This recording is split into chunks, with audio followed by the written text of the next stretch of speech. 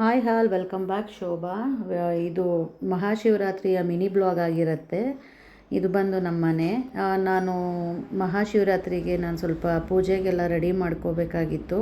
ಪೂಜೆಗೆಲ್ಲ ready ಮಾಡ್ಕೊಂಬಿಡೋಣ ಅಂತ ಹೇಳಿ ಪೂಜೆಗೆಲ್ಲ ready ಮಾಡ್ಕೊತಾ ಇದ್ದೀನಿ. ತುಂಬ ನಮ್ಮೂರ ಕಡೆ ಎಲ್ಲ ತುಂಬ ಚೆನ್ನಾಗಿ ಪೂಜೆ ಎಲ್ಲ ಮಾಡ್ತಾರೆ. ಇದನ್ನೆಲ್ಲ ತುಂಬ ಗ್ರ್ಯಾಂಡಾಗಿ ಮಾಡ್ತಾರೆ.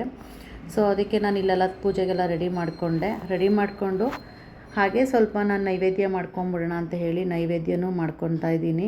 ನೈವೇದ್ಯ ಮಾಡ್ಕೊಂಬಿಟ್ಟು ಅದಾದಮೇಲೆ ಸ್ವಲ್ಪ ಪೂಜೆ ಎಲ್ಲ ಮುಗಿಸ್ಕೊಂಬಿಡೋಣ ಅಂತೇಳಿ ಪೂಜೆ ಮುಗಿಸ್ಕೊಳೋಣ ಅಂತ ಪೂಜೆ ಮುಗಿಸ್ತಾ ಇದ್ದೀನಿ.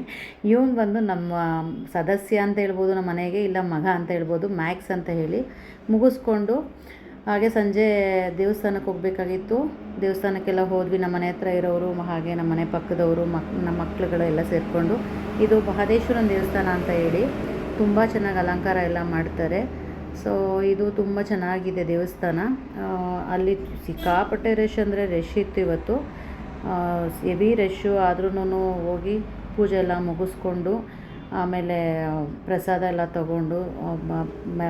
ತಗೊಂಡು ಹಾಗೆ ಅಲ್ಲಿ ಭಜನೆ ಕಾರ್ಯಕ್ರಮ ಎಲ್ಲ ನಡೆಸ್ತಾಯಿದ್ರು. ಅದೇ ಶಿವರಾತ್ರಿಲಿ ಜಾಗರಣೆ ಮಾಡೋರಿಗೆಲ್ಲ ತುಂಬ ಚೆನ್ನಾಗಿರುತ್ತೆ. ಭಜನೆ ಕಾರ್ಯಕ್ರಮ ನಡೆಸ್ತಾಯಿದ್ರು. ಅದನ್ನು ಮುಗಿಸ್ಕೊಂಡು ಸ್ವಲ್ಪ ಹೊತ್ತು ಕೂತ್ಕೊಂಡು